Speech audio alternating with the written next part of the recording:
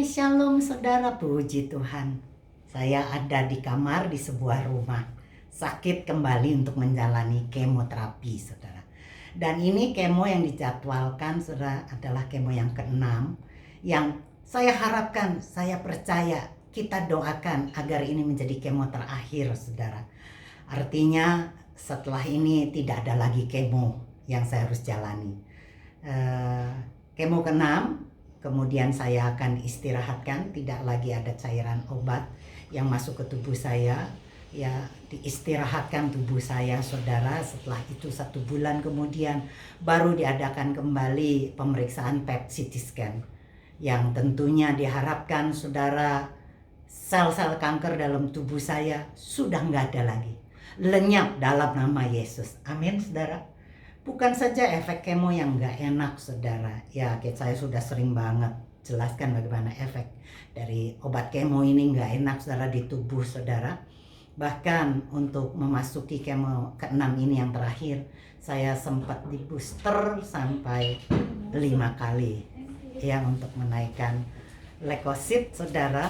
Ya, supaya saya bisa di kemo, maka disuntik booster. Dan saudara, itu setiap booster badan saudara ngilu banget, sakit luar biasa, saudara.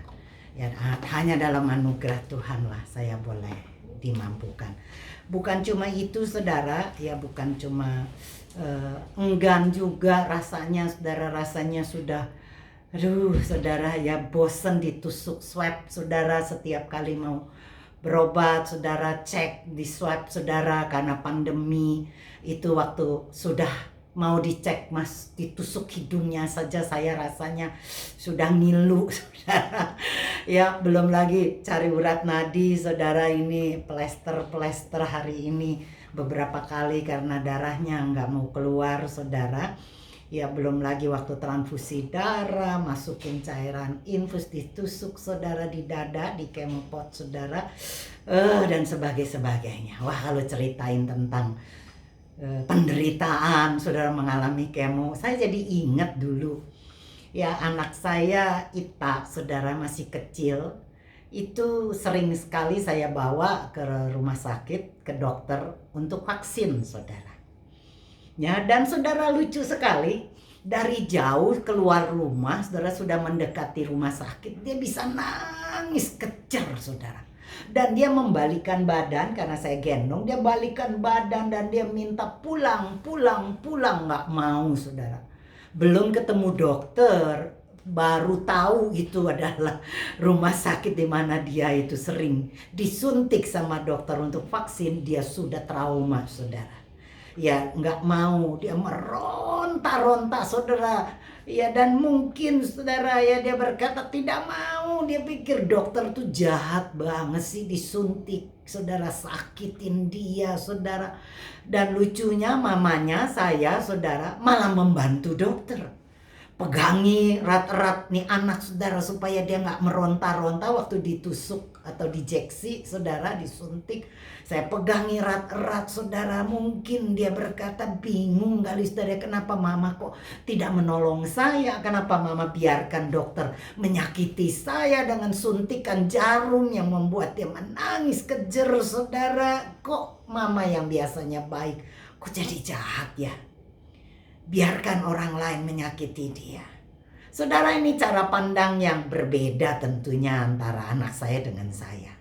Dia pikir, saudara, disuntik vaksin, dokter menyuntik dia untuk menyakiti. Tapi kita tahu sebagai orang tua, saudara, itu untuk kebaikan dari sang anak itu. Kita ngerti, saudara, masih kecil bayi kita akan suntik vaksin bukan 1 kali, tetapi ada hepatitis B, saudara. Ya, itu pada waktu lahir sampai 12 jam sudah disuntik hepatitis B. Juga, saudara, vaksin polio, saudara, untuk mencegah kelumpuhan usia di 1 bulan. Juga BCG, saudara, untuk pernafasan usia kurang lebih 2-3 bulan sudah disuntik lagi. Dan, saudara, sampai usia 9 bulan dia juga harus vaksin campak. Ya, kemudian dilanjutkan dengan DPT, saudara, supaya tetanus dan batuk rejan dan sebagainya, radang otak juga, saudara, itu di usia 18 bulan. Begitu banyak vaksin. yang harus disuntik ke bayi kita. Dan saudara, Ita tuh tidak mau, trauma mungkin, ya takut saudara, sehingga belum disuntik saja sudah kejar anak saya, udah kejar, nangisnya meronta-ronta tidak mau karena dia tahu saudara, ya ada rasa takut, ada rasa trauma untuk suntik.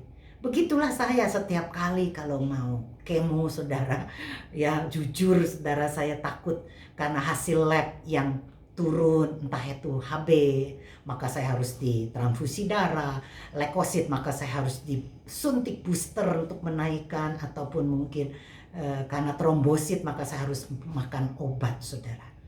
Dan semuanya sangat tidak enak, nyakitin badan fisik kita. Tapi saudara, cara pandang ya memang berbeda. Kita mengerti kenapa saya bisa seakan-akan membantu orang yang menyakiti anak saya, dokter ya, sepertinya membantu dokter untuk menyuntik anak saya dengan membiarkannya seperti seakan-akan disakiti. Tapi cara pandang saya tentunya berbeda dengan anak saya. Kalau dia merasa disakiti, saya punya pandangan itu bagus, vaksin itu untuk membantu ya mencegah penyakit di masa ke depan bagi anak saya. Nah saudara, saya jadi ingat akan cara pandang daripada kisah di Lukas pasal 15, perumpamaan yang populer, yang luar biasa, yang merupakan juga bagian favorit saya saudara. Lukas pasal 15 ayat yang ke-12 saudara. Ini cerita tentang anak bungsu yang terhilang. Ya, di ayat yang ke-12 saudara dikatakan kata yang bungsu kepada ayahnya, "Bapa, berikanlah kepadaku bagian harta milik kita yang menjadi hakku." Lalu ayahnya membagi-bagikan harta kekayaan itu di antara mereka. Kita tahu ceritanya ini saudara, bagaimana sang anak ini meminta bagian warisan dari sang ayah. Padahal ayahnya belum meninggal. Biasanya warisan itu diberikan bila saudara orang tua itu meninggal. Tapi si anak meminta bagiannya walaupun orang tuanya masih hidup. Sepertinya anak ini kurang ajar ya saudaranya. Saya pikir seperti seakan-akan sumpahin ya, mendoakan agar orang tuanya itu meninggal cepat, maka cepetan deh kasih warisan. Dan lucunya dia bilang, berikanlah kepadaku bagian harta milik kita yang menjadi milikku. Saya membaca tidak ada saudara di Alkitab itu menjelaskan bahwa anak ini punya bagian karena dia bekerja, dia punya warisan, dia punya harta. Karena menurut saya biasanya yang punya harta itu ayahnya, orang tuanya. Betul ya saudara ya? Anaknya kan belum bekerja. Tapi ayahnya saudara yang bekerja, yang punya saudara kekayaan dan kemudian diwariskan kepada anak. Kebanyakan kan begitu saudara. Dan di Alkitab juga tidak dijelaskan kalau anak itu saudara mempunyai harta di mana dia bekerja dan dia dapatkan kekayaan. Jadi menurut saya, tafsiran saya, kekayaan itu dari kekayaan bapaknya. Dan aneh dia berkata itu bagian kita, aku minta ya saudara. Dan apa yang kita lihat saudara ya, anak ini kemudian dapatkan hartanya, ayahnya luar biasa memberikan bagiannya, dan kemudian anak ini tinggalkan sang ayah hidup berfoya-foya. Dan saudara, sudut pandang yang kedua yaitu bukan anak bungsu tapi kakaknya yang sulung punya sudut pandang yang berbeda saudara. Dia bilang apa saudara? Dia bilang bapaknya pilih kasih, dia udah kerja, dia udah taati saudara, nggak pernah bikin salah, dia begitu saudara melayani bapaknya. Tapi bapaknya nggak pernah memberi apa-apa untuk dia. Dia merasa dirinya menjadi budak saudara, bukan anak. Coba kita lihat di dalam Lukas pasal 15 ayat ke-28 sampai ke-30. Saya bacakan dari terjemahan Alkitab bahasa Indonesia modern. Saudara, bunyi begini. Anak yang sulung itu marah sekali sehingga ia tidak mau masuk ke rumah. Lalu ayahnya keluar dan membujuk dia masuk. Tapi ia berkata, "Bertahun-tahun lamanya aku bekerja mati-matian untuk ayah. Tidak pernah aku membantah perintah ayah. Dan apakah yang ayah berikan kepadaku? Seekor kambing pun belum pernah ayah berikan untuk aku berpesta dengan kawan-kawanku. Anak ayah itu sudah menghabiskan. Artinya anak si bungsu adiknya sudah menghabiskan kekayaan ayah dengan perempuan pelacur. Tapi begitu ia kembali, ayah menyembelih anak sapi yang gemuk untuk dia. Sudut pandang si anak sulung ini, saudara, ia berkata papanya pilih kasih. Padahal yang kerja keras nih saya. Tapi papa gak pernah menyayangi saya. Saya seperti budak, saya seperti pekerja yang terus hanya bekerja. Gak pernah papa berikan seekor anak sapi. Itu si bungsu adikku, baru saja dia kembali dengan menghabiskan harta papa. Dia hidup foya-foya. Dan kemudian dia kembali, papa sudah langsung buatin dia pesta. Dia marah banget, saudara. Karena sudut pandang, cara pandang yang salah tentang ayahnya. Dan saudara, kita lihat bagaimana cara pandang ayahnya. Lukas 15 ayat ke-31 dikatakan kata ayahnya kepadanya, "Anakku, engkau selalu bersama-sama dengan aku. Dan segala kepunyaanku adalah kepunyaanmu." Saudara, cara pandang ayah ini, anak sulungnya bukanlah budak tapi anak. Apa yang aku miliki, apa yang aku punya, itu adalah kepunyaanmu, nak. Milikku menjadi milikmu.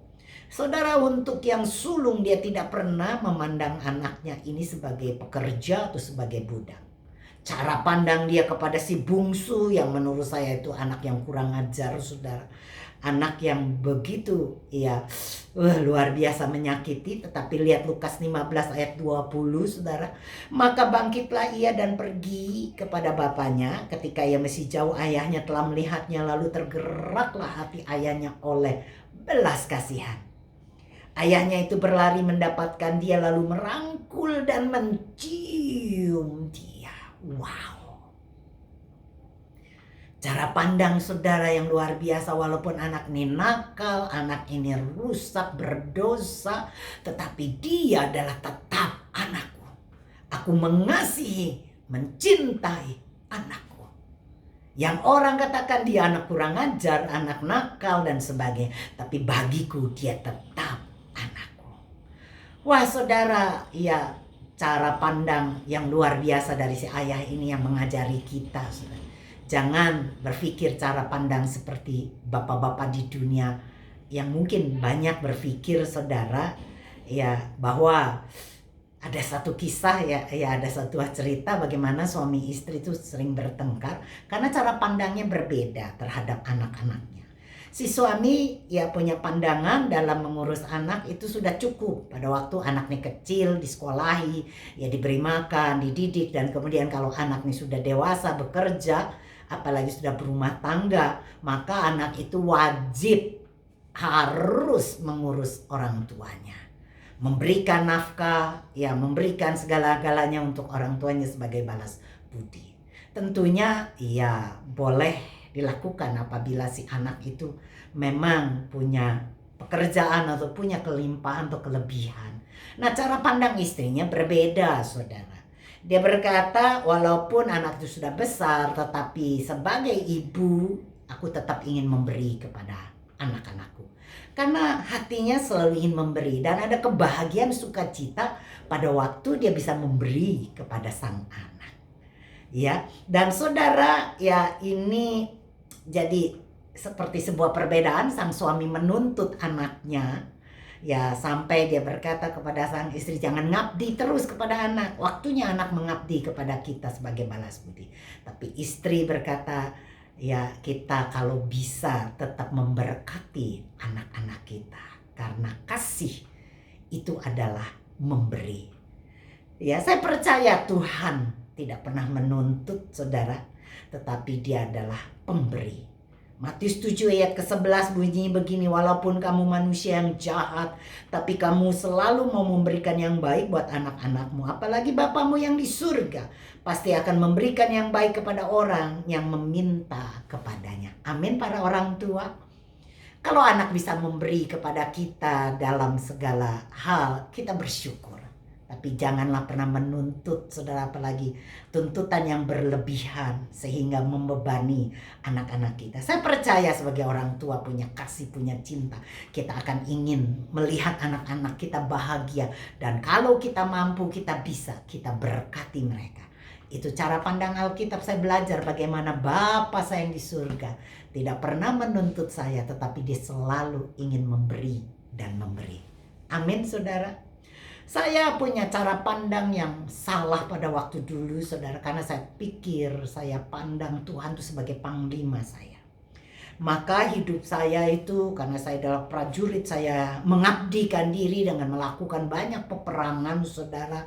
Ya, saya nggak pikirkan hal-hal yang penting. Saya mengabdi, saya berperang, saya melayani, saya pergi, saya menginjil. Sampai kadangkala saya lupa dengan keluarga. Saya lupa saya punya anak dan suami.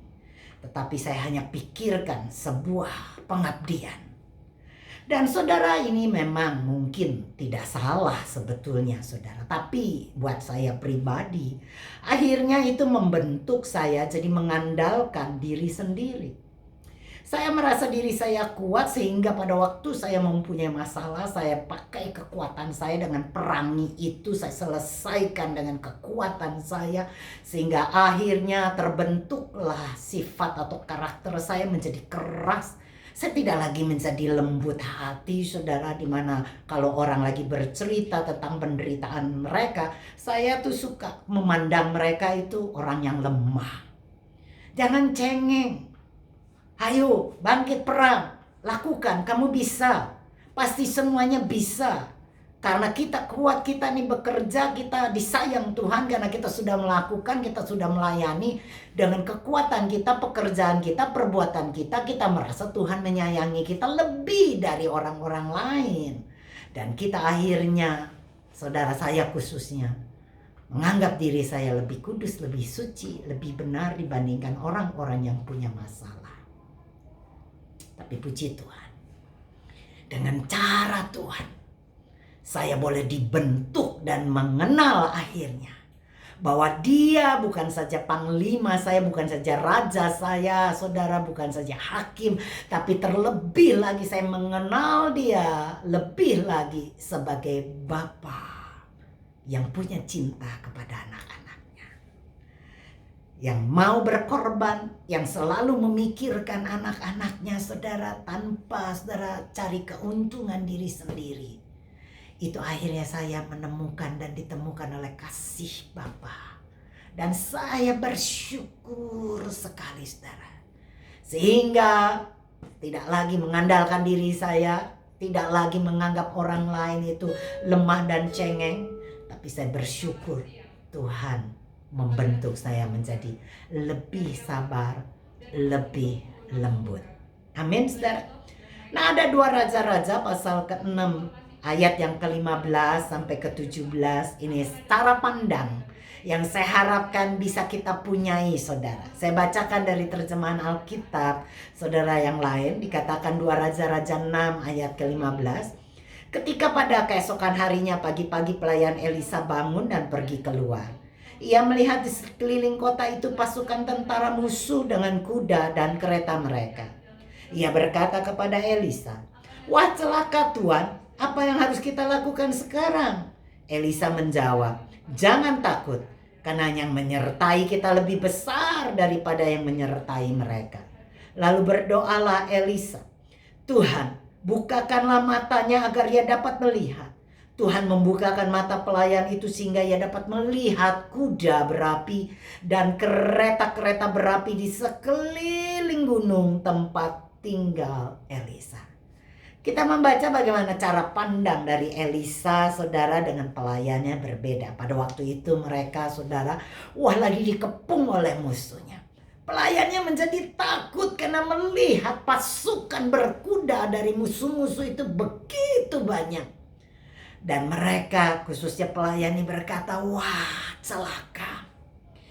Waduh, luar biasa celaka. Tuan, apa yang kita lakukan? Kita tidak akan mungkin bisa menang. Habis kita, mati kita." Karena cara pandang dari pelayan ini yang melihat apa yang ada nampak yang di depan dia. Tapi cara pandang Elisa luar biasa, saudara. Dia berkata, saudara, jangan takut. Kenapa nggak usah takut? Karena yang menyertai kita lebih banyak daripada yang menyertai musuh-musuh kita. Amin, saudara. Lalu berdoalah Elisa, ya Tuhan, bukakanlah mata pelayanku agar ia dapat melihat. Maka Tuhan kabulkan doa Elisa dan membuka mata pelayan itu. Dan dia kaget melihat, ternyata sudah melihat kuda berapi, kereta-kereta berapi di sekitar gunung tempat mereka yang begitu banyak, lebih banyak daripada musuh mereka. Nah, saudara, saya berdoa agar cara pandang Elisa boleh kita punyai dan Tuhan membuka mata kita sehingga kita melihat, saudara, bukan cuma melihat musuh kita yang ada nampak di depan kita, tapi kita melihat yang menyertai kita lebih banyak. Amin, saudara. Masalah kita banyak, problem kita banyak, persoalan kita banyak, saudara. Iya mungkin, tapi biarlah kita punya pandangan, cara pandang yang seperti Elisa punya. Dikatakan kita bisa melihat Tuhan menyertai kita. Pasukannya dikirimkan menyertai kita, dan itu lebih banyak dari masalah kita, lebih banyak dari problem kita, lebih banyak dari pergumulan kita. Menyertai kita Tuhan kita. Amin, saudara. Saudara, di tengah persoalan saya coba belajar dengan cara pandang yang benar. Jadi pada waktu saya sakit, saudara, saya selalu membuka cara pandang saya untuk melihat kebaikan Tuhan. Dan saya selalu menemukan kebaikan Tuhan di tengah masalah saya. Amin.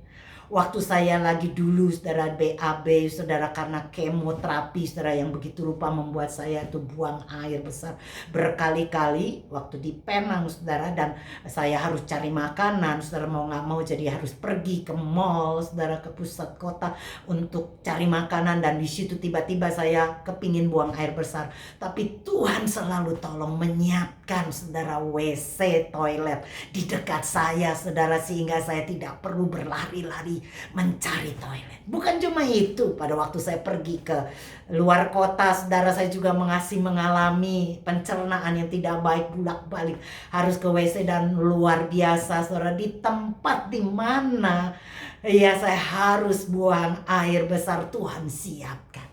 Tiba-tiba ada, saudara, toilet yang kosong, yang bersih, yang kering, sehingga saya nyaman.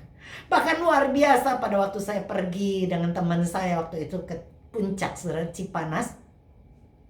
Ya, saya pergi, saudara, untuk pergi ke Taman Bunga, tapi ternyata tutup, dan akhirnya saya harus kembali ke Jakarta. Dan waktu kembali, saudara, dari Taman Bunga Nasional untuk ke depan tuh cukup jauh, saudara, ya, melewati rumah-rumah penduduk, dan tiba-tiba perut saya nggak tahan, saudara.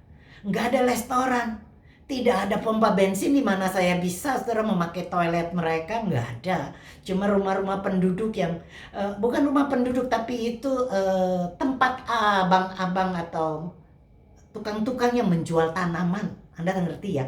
Jadi sekitaran di Cipanas itu yang ada cuma hanya tanaman, tumbuh-tumbuhan, pohon-pohonan, dan itu, saudara, nggak ada rumahnya. Ya, tapi luar biasa, saudara, waktu saya mencari tidak ada rumah, semuanya cuma tanaman-tanaman, saudara, ya, pohon-pohonan. Bagaimana mungkin saya buang air? Padahal sudah mulai saya cuma berdoa, dan luar biasa, teman saya tiba-tiba berhenti di sebuah tempat yang menjual tanaman, tapi seperti kayak ada kiosnya, saudara, dan saya tuh nggak enak, saudara, untuk minta berhenti, tapi nggak tahu teman saya berkata, berhenti Jel, kamu kan suka tanaman, Jel, tuh ada tanaman bagus tuh. Saya berhenti, saudara, mereka lihat-lihat tanaman, tapi saya tanya sama pemiliknya apakah ada kamar mandi. Dia berkata ada tuh, Bu, di belakang. Dan saya mendapatkan kamar mandi, saudara, yang walaupun sederhana tapi bersih dan air mengalir banyak. Wow, saudara, di tengah persoalan kita ada cara Tuhan yang selalu menolong. Dan itu saya coba untuk pakai cara pandang saya. Jadi setiap masalah, setiap problem, saya saat ini di kemo, saudara, saya cara memandang saya selalu melihat ada kebaikan Tuhan dan selalu dia tolong tepat karena dia tahu yang terbaik untuk kita. Jadi saya nggak pernah biarkan sungutan, saudara, ya omelan, kekeselan, enggak, saudara. Tapi saya coba cara pandang saya mencari kebaikan Tuhan. Dan saya mau berkata kepada Anda, pasti Anda temukan kebaikan Tuhan yang luar biasa di dalam masalah kita. Amin. Karena waktu Anda bisa memandang Tuhan, karena Anda bergaul erat, Anda tahu karakternya, Anda tahu sifatnya, maka saya percaya kita bisa andalkan dia dan cara pandang kita menjadi cara pandang yang sehat. Amin. Saya berdoa bagi Anda semua yang mungkin masih punya persoalan sampai hari ini. Entah itu rumah tanggamu, keluargamu, anak-anakmu, atau mungkin kesehatanmu atau pekerjaanmu di tengah pandemi seperti sekarang ini. Ada begitu banyak orang kehilangan, saudara, pekerjaan, usaha. Tapi tetaplah temukan kebaikan Tuhan. Dan saudara pasti menemukan, karena dia yang berjanji adalah Tuhan yang setia. Dia berkata, aku akan menyertai engkau sampai kesudahan zaman. Dan saudara, kalau Anda buka matamu, mata rohanimu, cara pandangmu, maka engkau akan melihat sekeliling kita penyertaan Tuhan luar biasa. Pasukan-pasukan Tuhan ada di sekitar kita lebih banyak dari semua musuh-musuh kita. Amin, saudara. Saya berdoa bagi Anda, biarlah Anda menemukan ketenangan di dalam kasih Bapa. Haleluya. Amin. Shalom bagi Anda, shalom bagi Indonesia, shalom bagi kita semua. Haleluya.